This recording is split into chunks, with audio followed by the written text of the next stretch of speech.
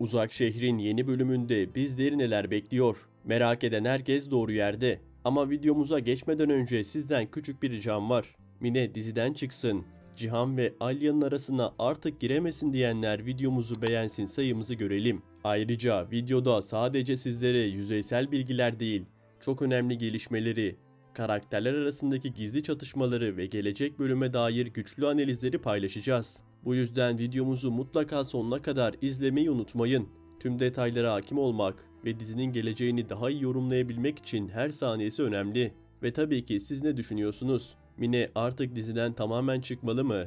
Cihan ve Alya'nın arasındaki bu güzel yakınlaşma sekteye uğramadan devam etmeli mi? Yorumlar kısmında fikirlerinizi bizimle mutlaka paylaşın. Birlikte tartışalım. Hazırsanız artık daha fazla vakit kaybetmeden heyecan dolu gelişmeleri konuşacağımız Uzak Şehir yeni bölüm analiz videomuza başlayalım. Uzak Şehir'in son sahnesinde adeta nefesimizi tuttuk. Cihan ve Alya'nın el ele tutuşmasıyla birlikte ekran başında hepimiz acaba artık aşkları bir adım daha ileriye gider mi diye heyecanla beklerken tam da o anda Mine yine karşımıza çıktı ve o anı mahvetti. Evet, şu an için Cihan ve Alya'nın aşkının başlamasını engelleyen en büyük engel kesinlikle Mine. Mine Cihan'ı artık tamamen kaybettiğini farkında. Gözümüzün önünde bir plan hazırlığı içerisinde ve Mine'nin Cihan'dan hamileyim diyerek kendini tekrar gündeme taşıma ihtimali oldukça yüksek.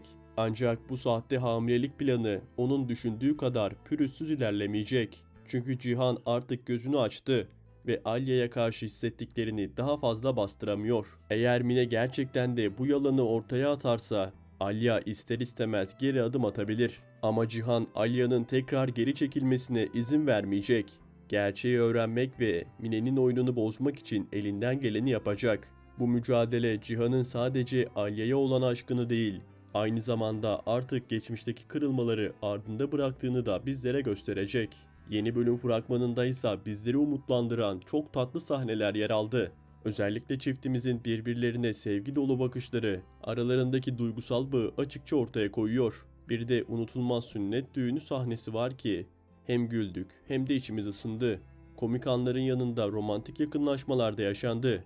Bu da bize gösteriyor ki artık aşkın başlaması sadece an meselesi. Cihan ve Alya artık sadece duygusal değil, fiziksel olarak da birbirlerine daha yakın. Birbirlerine dokunmaktan çekinmeyen, her fırsatta destek olan bu iki insanın arasındaki bağ gün geçtikçe güçleniyor. Aralarında güçlü bir enerji var ki izlerken biz bile hissediyoruz. Uğur şu sıralar yatsın kalksın Alya'ya dua etsin. Çünkü bildiği sır şu an Cihan için hayati bir öneme sahip. Hem Alya'nın hem de Cihan'ın bütün düzenini alt üst edebilir. Ancak Uğur'un karakterini tanıyanlar iyi bilir. Ne zaman bir şey yoluna girecek gibi olsa mutlaka bir hata yapar. Bu kez de aynı şeyi yapacak gibi görünüyor. Uğur yine kendine hakim olamayacak ve ani bir hareketle Demir'e yakalanacak. Demir Uğur'un tavırlarından şüphelenmeye başlayacak ve kısa sürede ona baskı kurarak gerçekleri öğrenmeye çalışacak. Özellikle Albur ailesinin sırlarını açığa çıkarmak için Uğur'a büyük bir tehdit oluşturacak. İşte tam da bu noktada Cihan devreye girecek. Uğur'un Demir'e boyun eğmesini engellemek ve kontrolü tekrar ele almak için harekete geçecek. Cihan'ın zamanında müdahalesi şimdilik Demir'in büyük sırrı öğrenmesinin önüne geçecek. Ancak yaşananlar izleyiciye çok net bir mesaj veriyor. Cihan artık her şeyi tek başına sırtlanamaz.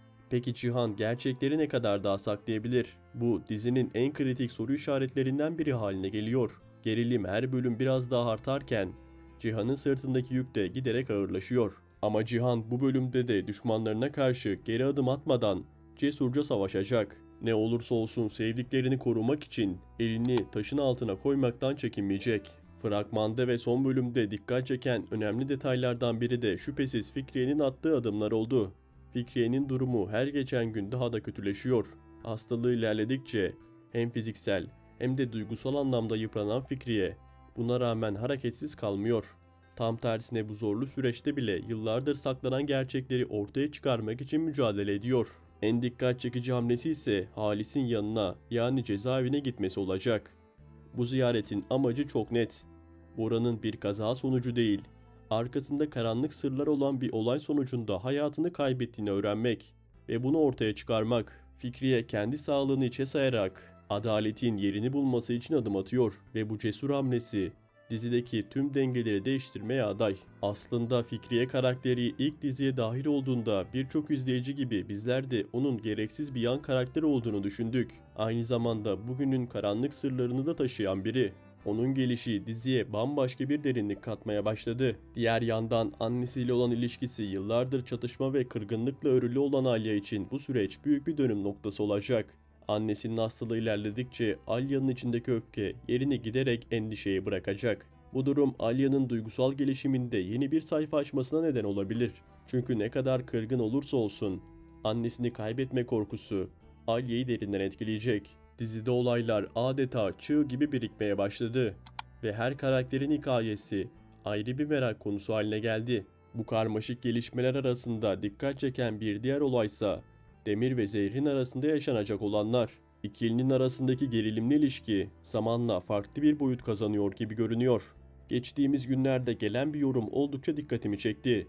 Yorumda Demir ve Zerrin birbirine aşık olsun, Kaya'ya da daha iyi bir partner gelsin deniyordu. İlk başta düşününce bana oldukça uzak geldi. Çünkü hem karakterlerin geçmişleri hem de yaşadıkları olaylar düşünüldüğünde bu tarz bir ilişki imkansız gibi görünüyordu.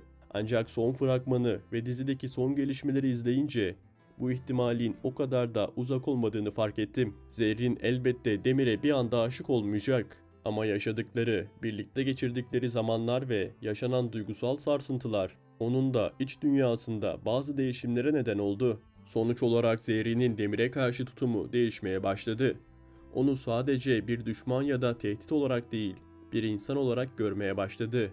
Fragmanda da bu durum oldukça net bir şekilde ortaya koyuluyor. Bu noktada yorum hakkını izleyiciye bırakmak en doğrusu. Çünkü her izleyici farklı bir gözle bakıyor bu ilişkilere. Sizce Zerrin ve Kaya aşkı tamamen sona mı erdi? Yoksa yaşanan tüm olaylara rağmen tekrar bir araya gelecekler mi? Belki de bu yaşananlar sadece bir geçiş dönemi ve Zerrin gerçek duygularının farkına varıp tekrar Kaya'ya dönecek. Ya da tüm bu yaşananlar bir başlangıcın habercisi ve Zerrin ile Demir arasında beklenmedik bir yakınlaşma olacak. Son olarak değinmek istediğim önemli bir konu da şüphesiz Nare ve Şahin ilişkisindeki gelişmeler olacak. Son bölümlerde ikili arasında duygusal yakınlık iyice artarken önlerine çıkan en büyük engel hala Nare'nin resmi olarak boşanmamış olması. Her ne kadar kalpleri çoktan birbirini seçmiş olsa da bu ilişki resmi olarak başlamadan önce aşılması gereken ciddi engeller var. Nare yaşadığı evlilikten oldukça yıpranmış bir şekilde çıkmak üzere. Şahin ise sevdiği kadınla hayat kurmak için artık daha fazla beklemek istemiyor. Şahin'in sabrı tükenmiş durumda ve Nare'ye karşı olan hisleri onu harekete geçirmeye zorluyor. Eğer Özkan boşanma konusuna hala yanaşmazsa Şahin'in bu duruma vereceği tepki Özkan'ın gözünü fazlasıyla korkutacak gibi görünüyor. Şahin bu konuda kararlı ve artık hiçbir şey onu durduramaz. Çiftimizin bir araya geleceği kesin gibi. Ama bu büyük kavuşma bu sezon mu olacak yoksa yeni sezona mı bırakılacak? Bunu hep birlikte göreceğiz. Ancak şu bir gerçek ki Nare ve Şahin'in hikayesi artık geri dönülmez bir yola girdi. Bu aşk ne kadar zorlanırsa zorlansın sonunda mutlaka meyvesini verecek.